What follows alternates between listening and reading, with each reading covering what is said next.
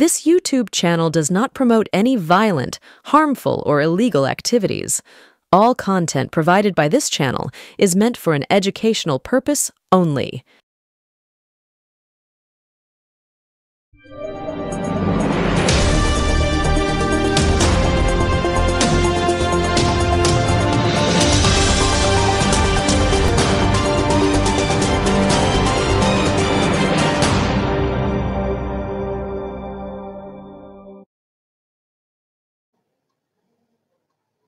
সুপ্রভাত, নমস্কার, আসসালামু আলাইকুম।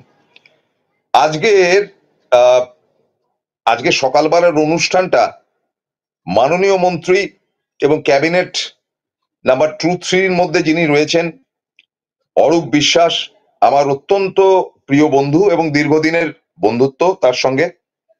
এবং অরূপ বিশ্বাস সম্বন্ধে প্রথমেই যেটা বলতে হয় যে একটি রাজনৈতিক দল যখন করে, মানুষের একটা লয়ালিটি প্রশ্ন আসে, যেটা রেজিমেন্টেড পার্টিতে প্রশ্ন নেই। অর্থাৎ বিজেপি বা সিপিএম এর এই প্রশ্নটা থাকে না, কিন্তু তৃণমূলে অনেক বিতর্ক হয়, এই কথাটা পরে বলছি। কিন্তু অরূপ বিশ্বাস এমন একটি চরিত্র যিনি দলনেত্রীর কথা ছাড়া একটি স্টেপও তিনি ফেলেন না, অথচ তিনি দলের কিন্তু মস্ত বড় লিডার এবং তার দায়িত্ব ক্ষমতা দুটোই বড়। শীর্ষস্থানীয় নেতা, তার উপরে অনেকগুলো দায়িত্ব দেওয়া রয়েছে, যেমন দলের দিকে দেখা, ডিসিপ্লিন দেখা, ইত্যাদি ইত্যাদি তো রয়েছেই, তার সঙ্গে মন্ত্রিত্বও রয়েছে। এবং অরূপ বিশ্বাসের দায়িত্বের মধ্যে যে ব্যাপারগুলো থাকে তিনি প্রত্যেকটা স্টেপ ফেলেন, এবং এটাও বাস্তব যে তিনি কাজ করার আগে পরে প্রত্যেকটা ব্যাপার মমতা বন্দ্যোপাধ্যায়কে তিনি জানান। কাজে আজকের এমন কিছু চরিত্রকে নিয়ে আসবো যে চরিত্রগুলো কিন্তু চিন্তা ভাবনার ব্যাপার হচ্ছে চাকুরিজীবীদের ক্ষেত্রে এবং তার সঙ্গে আনুষাঙ্গিক ভাবে। তো প্রথমেই আপনাদের জানাই যে যেটা আজকের সব থেকে বড় খবর খবরের কাগজে পেয়েছি, মানে গতকালই জেনেছি, সেটা একটু জানিয়ে দিই। মানে আজকে আপনারা পেপারে দেখছেন যে সেটা একটা হেডলাইনের মতন হয়েছে। বর্তমানে তো বিশেষ করে আমি বর্তমানটাই দেখাচ্ছি, কারণ এই যে বর্তমানের খবরটি বেরিয়েছে এটা আপনাদের দেখানো দরকার। Yes, this one. এটা হচ্ছে এসএসসি মামলা অতিরিক্ত শূন্যপদ তৈরি নিয়ে কলকাতা হাইকোর্টের সিবিআই তদন্তের নির্দেশ খারিজ করলো সুপ্রিম কোর্ট। ইতিমধ্যে আমাদের থেকে জানানো হয়েছে এটা। অর্থাৎ আগের দিন সুপ্রিম কোর্ট যেমন 26,000 চাকরির জায়গাটিতে তাদের প্রত্যেককে বরবাদ করে দিয়ে বিতর্কের সৃষ্টি হয়েছিল, যে বিতর্ক নিয়ে একেবারে খোদ কংগ্রেসের সর্বোচ্চ নেতা, সভাপতি নাইবা হলেন রাহুল গান্ধী পর্যন্ত গতকাল জানিয়েছেন তিনি চাকরিজীবীদের পাশে আছেন, এবং সেটা নিয়ে তিনি রাষ্ট্রপতিকে তিনি চিঠি পর্যন্ত করেছেন, এবং তিনি এটা নিয়ে আন্দোলনে পর্যন্ত নামতে পারেন। এই বিষয়টি কিন্তু অবশ্যই ইন্ডিয়া জোট নামক ন্যূনতম যদি কোনো বস্তু থাকে, এবং মমতা বন্দ্যোপাধ্যায় যদি ভেবে থাকেন সময় অসময়ের বন্ধুত্বের জায়গা থেকে রাহুল গান্ধীর এই স্টেপটা তাকে যথেষ্ট সুবিধা দিতে পারে, সুবিধা হতে পারে, ইত্যাদি ইত্যাদি। যাই হোক, খুব দ্রুত কথা বলতে হচ্ছে কারণ আমার আজকের ব্যাটারি চার্জ খুব কম। প্রথমেই আপনাদেরকে জানাই যে অরূপ বিশ্বাস, আপনি দয়া করে দলের অভ্যন্তরের যে ক্যাচালগুলো চলছে, যেটা সংসদে চলছে, কল্যাণ বন্দ্যোপাধ্যায় বনাম মহুয়া মৈত্র বনাম অমুক বনাম তমুক, এগুলোকে বন্ধ করতে না পারলে কিন্তু বিপদ। ফলে এটাকে বন্ধ করার চেষ্টা করুন। খুব দুঃসময়ের মধ্যে দিয়ে যখন দল পাস করছে তখন এটা কাম্য নয়, সুতরাং এই দিকটায় দয়া করে নজর দিলে ভালো হয়। যদিও কুণাল ঘোষ এটা নিয়ে প্রেস মিডিয়া বলেছে দল ঠিক আছে, দল ঠিক থাকলে আমরা তাহলে অন্যরকম খবর পাচ্ছি কি করে। দলের দ্বিতীয় জায়গাটি যেটা অরূপবাবু আপনাকে বলতে চাই, যে আপনার টালিগঞ্জ অঞ্চলের সিনেমা পাড়ার যারা বিভিন্ন সময় তৃণমূলের সঙ্গে যুক্ত ছিলেন বা তৃণমূলের পাশে ঘুরঘুর করতেন, তারা কিন্তু আজকে অত্যন্ত নেতিবাচক জায়গায় গেছে, এবং গেছেন তো বটেই। এরা এমন উল্টো পাল্টা কথা বলছেন যেন একটা পরম আহ্লাদের ব্যাপার হয়েছে 26,000-এর চাকরি চলে গিয়ে। যদিও এরপরে সেটার আরো শুনানি আছে, কোথায় গিয়ে দাঁড়ায়।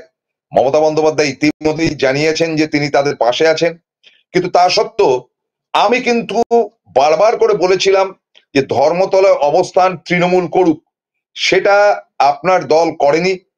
কার্যত নন পলিটিক্যালি এরা ফিল্ডে নেমেছে এবং সেটা পুরোপুরি বিজেপির কন্ট্রোলে। এবার আর সিপিএম এর ওই আরজি করের মতন কন্ট্রোলে নয়, বিজেপির কন্ট্রোলে। কারণ বিভিন্ন টিভি চ্যানেল এদেরই এক শিক্ষক ঘুরে বেড়াচ্ছেন, দাড়িওয়ালা, ব্যাকব্রাশ ভদ্রলোক, অত্যন্ত রুক্ষ সূক্ষ্ম এবং চাকরি চলে যাওয়াতে পরম আহ্লাদিত। আশা করি ইত্যাদি হয়তো প্রয়োজন নেই। তো তাকে দেখলাম বিজেপির দুই নেতা একেবারে তাদের পাশে তিনি বসলেন এবং বসে তাদেরকে সহযোগিতা করলেন। তার মধ্যে একজন অভিজিৎ গাঙ্গুলি, যিনি এখন এই চাকুরি হারাদের পাশে গিয়ে দাঁড়াচ্ছেন এবং তিনি নাকি এসএসসি চেয়ারম্যানের সঙ্গে দেখা করতে গেছেন। কোন স্পর্ধায় আমি জানি না, আমার জানা নেই। তিনি যাবেন কেন? তিনিই তো 26,000-এর চাকরি খেয়েছিলেন। তিনিই তো আজকের এই যে ঘটনাটি ঘটেছে, যেটা সুপ্রিম কোর্ট খারিজ করে দিয়েছে, সেটারও তো উদ্যোক্তা তিনি। তিনি 12টা বাজাবেন তার পায়ের তলায় যার বসে থাকেন সেই বিকাশ ভট্টাচার্যের সঙ্গে, এবং বিকাশ ভট্টাচার্য, অভিজিৎ গাঙ্গুলি, এদের ব্যাপারে অরূপ বিশ্বাস মশাই স্টেপ নিন। আপনার দলের পক্ষ থেকে এদের বিরুদ্ধে আন্দোলনের যদি ব্যবস্থা না করেন, হিতে বিপরীত হবে, বুমেরাং হবে। এটুকু আবেদন আপনার কাছে করজোড়ে বলতে পারি, বৃহত্তর স্বার্থে। এটা কোনো রাজনৈতিক তৃণমূলের রিকোয়েস্ট নয়, এটা যদি আপনি দেখেন ভালো হয়। মানে এদের বিরুদ্ধে আন্দোলনটা হোক, কারণ এরাই 12টা বাজিয়েছে, বিকাশ ভট্টাচার্য, অভিজিৎ গাঙ্গুলি ইত্যাদি ইত্যাদি। আবার তৃতীয় চরিত্রের কথা বলে আমি বিরতিতে যাব, কারণ আমার আজকের এপিসোডটা ছোট্ট, খুব বাড়িয়ে লাভ নেই। তিনি মিঠুন চক্রবর্তী। একটি ক্লিপিং যদি পারি আপনাদেরকে দেখাচ্ছি। মিঠুন চক্রবর্তী কি বলছেন?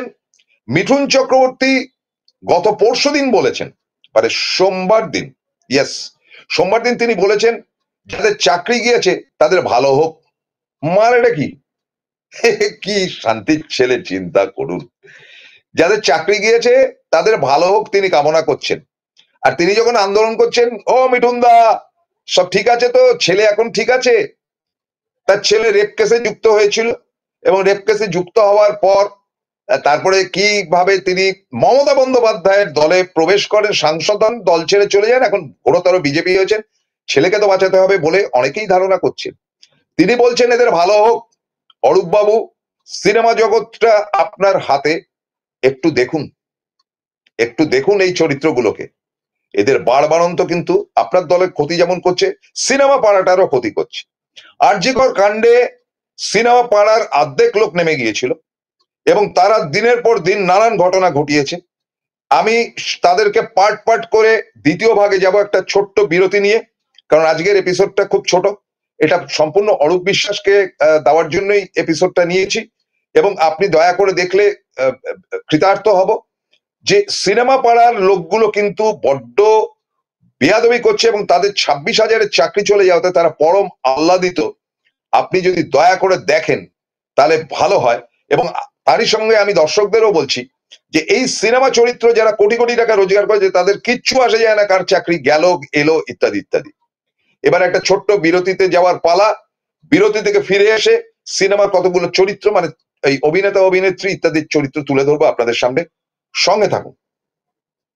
Found Kolkata's first ever sweet shop serving so unique items like Dab Malai Curry, Motichur Truffle, Gajor Borfi, Dab Kalakand, and I had to try them. শুধু তাই নয়, শক্তিগড়ের ল্যাংচা, বর্ধমানের সীতাভোগ, মালদার পোস্তকদম, বহরমপুরের ছানা বড়া, এগুলো সবকিছু খেতে হলে আর এত দূরে যেতে হবে না। সুন্দরিনী ন্যাচারালস এ পেয়ে যাবে পশ্চিমবঙ্গের বিখ্যাত 10টা জেলার মিষ্টি all under the same roof. এদের বেস্ট সেলার্স কচি ডাবের শাঁস দিয়ে বানানো ডাব মালাইকারি আর কলা পাতায় মোড়া গুড়ের সন্দেশ পাতুরি আর আ মাস্ট ট্রাই।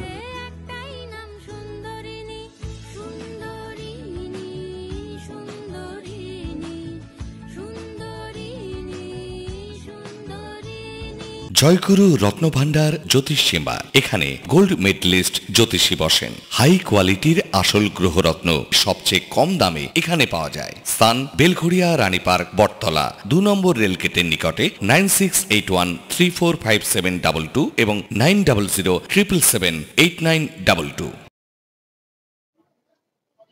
ফিরে এলাম বিরতির পর। অরূপ বিশ্বাসের কাছে আবেদন নিবেদন আজকে দিচ্ছি এখানে। আমার দ্বিতীয় চরিত্র হচ্ছে কি রুদ্রনীল ঘোষ।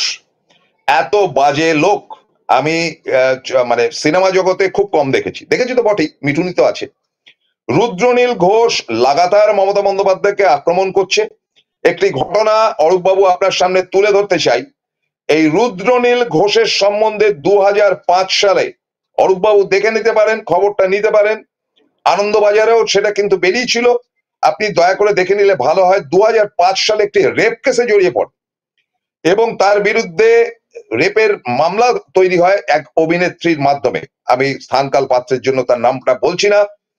এবং এই রেপ কেসে যখন তার সম্বন্ধে ওঠে, মনে রাখতে হবে 2005 যখন কেন্দ্রের সরকার হচ্ছে গিয়ে মিলিজুলি সরকার, কংগ্রেস ইত্যাদি, সাপোর্টেড বাই সিপিএম, এবং তখন রুদ্রনীল পুরো দস্তুর সিপিএম পার্টি করছে। দাপট কি, মানে টালিগঞ্জ থেকে শুরু করে বিভিন্ন জায়গায়। এবং তার পরবর্তী অধ্যায়ে প্রায় 10 বছর ধরে তার কেস কামারি কি চলেছিল জানি না, এবং কিভাবে সেটাকে চেপে দেওয়া হয়েছে জানি না। এবং সেই অভিনেত্রী চেপে গেছেন আত্মসম্মান রক্ষার্থে।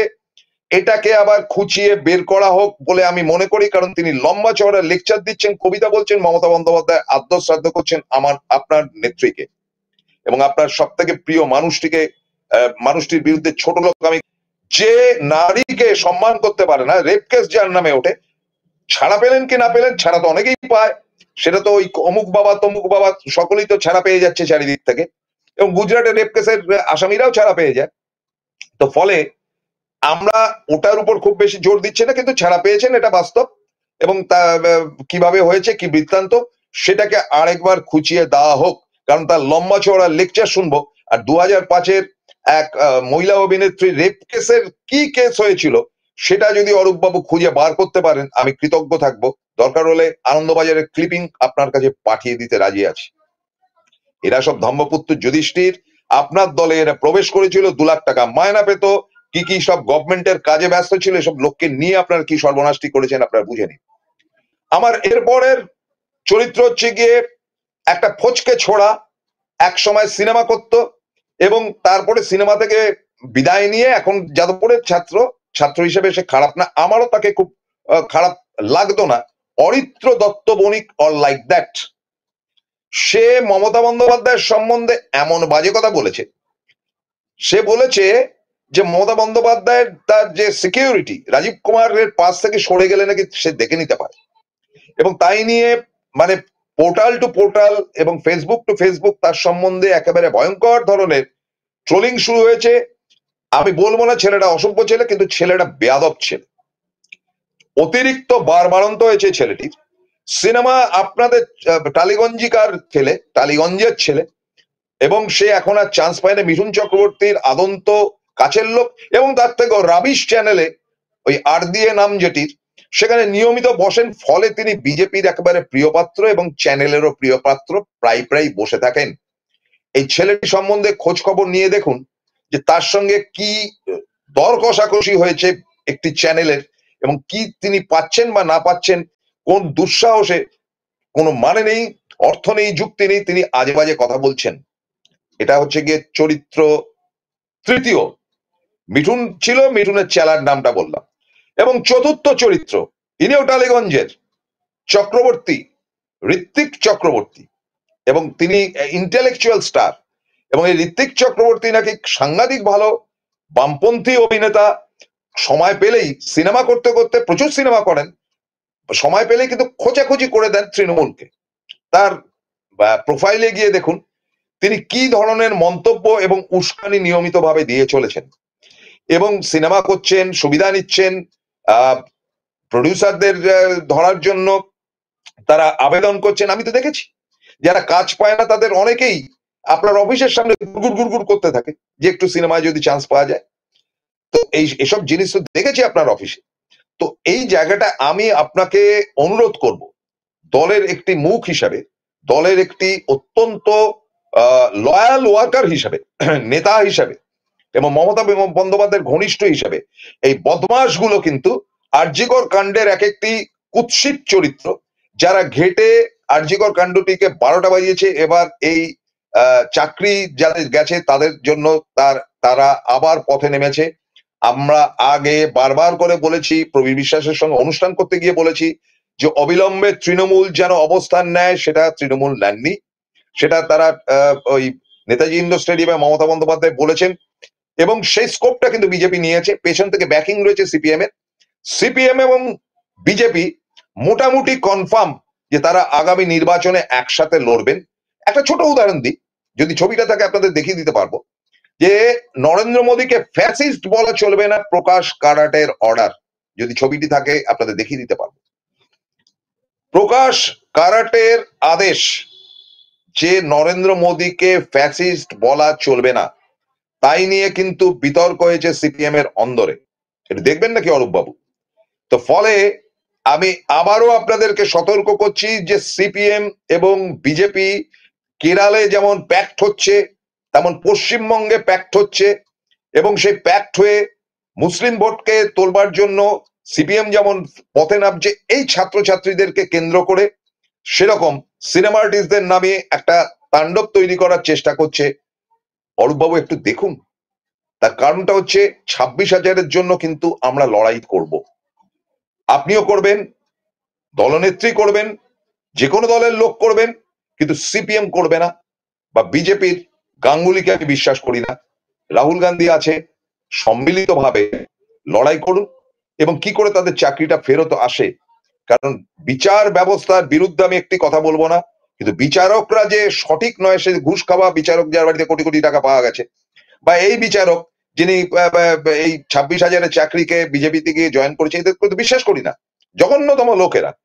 তো ফলে বিচার ব্যবস্থার উপর আমাদের আস্থা আছে, বিচারের উপর নেই। আপনারা কি বলেন?